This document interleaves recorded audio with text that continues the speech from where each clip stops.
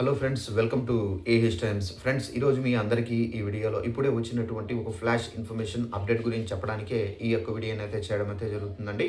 So flash information update ఏంటంటే, మన యొక్క ఏపీ రాష్ట్ర వ్యాప్తంగా ఫిబ్రవరి 1న ఇవ్వబోయే పెన్షన్లకు సంబంధించి ఏపీ ప్రభుత్వం 2 శుభవార్తలు అయితే చెప్పారు. అలాగే కొత్త పెన్షన్లకు సంబంధించి కూడా మనకైతే విడుదల చేయడం అయితే జరిగింది. అయితే ఈ కొత్త పెన్షన్లకు సంబంధించి ఎలా అప్లై చేసుకోవాలి, ఏంటి పూర్తి వివరాలు మీకు స్టెప్ బై స్టెప్ ఎక్స్ప్లెయిన్ అయితే చేస్తాను.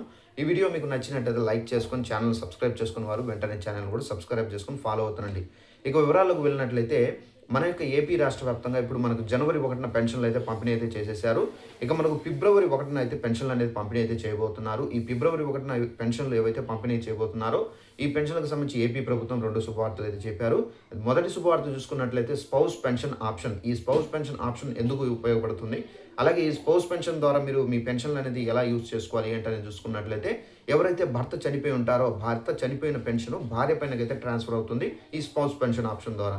ఈ స్పౌస్ పెన్షన్ ఆప్షన్లో మీరు పెన్షన్ అనేది అప్లై చేసుకోవాలంటే మీ యొక్క గ్రామ మరియు వార్డు సచివాలయానికి వెళ్ళి మీ యొక్క భర్తకు సంబంధించినటువంటి డెత్ సర్టిఫికేట్ ఏదైతే ఉందో ఆ death certificate, Aadhaar card, ration card అనేది తీసుకుని వెళ్తే కనుక మీ యొక్క భర్తకు సంబంధించినటువంటి పెన్షన్ పైన ఏదైతే వస్తుందో ఆ పెన్షన్ అనేది భార్య పైనకి అయితే ట్రాన్స్ఫర్ చేసి సచివాలయ అధికారులు అయితే ఇవ్వడం అయితే జరుగుతుంది.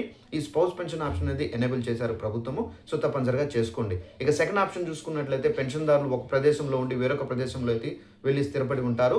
సో వారికి పెన్షన్ కావాలంటే ముందు ఎక్కడైతే ఉన్నారో అక్కడికి వచ్చి పెన్షన్ అనేది తీసుకొని చాలా ఇబ్బంది పడుతుంటారు రావడానికి కూడా. సో అలా లేకుండా ఇప్పుడు ఏంటంటే మనకు పెన్షన్ ట్రాన్స్ఫర్ ఆప్షన్ అనేది వచ్చింది. ఈ పెన్షన్ ట్రాన్స్ఫర్ ఆప్షన్ ద్వారా ఏంటంటే మీ యొక్క పెన్షన్ అనేది ఇప్పుడు మీరు ఎక్కడైతే ఉన్నారో అక్కడికి మీ యొక్క పెన్షన్ మార్చుకునే విధంగా అయితే ఈ పెన్షన్ ట్రాన్స్ఫర్ ఆప్షన్ అనేది యూజ్ అవుతుంది.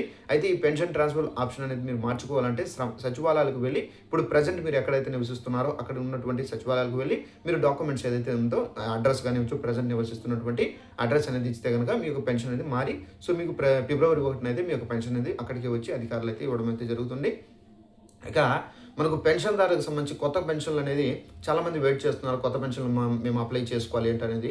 సో ఇప్పుడు మనకు కొత్త పెన్షన్లు కూడా అయితే విడుదల చేశారు. ఒక జిల్లాకి 200 కొత్త పెన్షన్లు అనేది విడుదల చేయడం అయితే జరిగింది. సో ఈ 200 కొత్త పెన్షన్లో మీరు కనుక అప్లై చేస్తే కనుక మీ యొక్క పేరు అనేది రావచ్చు. అయితే ఈ కొత్త పెన్షన్లో పేరు వస్తే తర్వాత మీకు వెరిఫికేషన్ అనేది చేస్తారు. ఈ వెరిఫికేషన్లో మీరు నిజంగానే అర్హత ఉంది అనుకుంటే కనుక మీకు పెన్షన్ అనేది రావడం అయితే జరుగుతుందండి.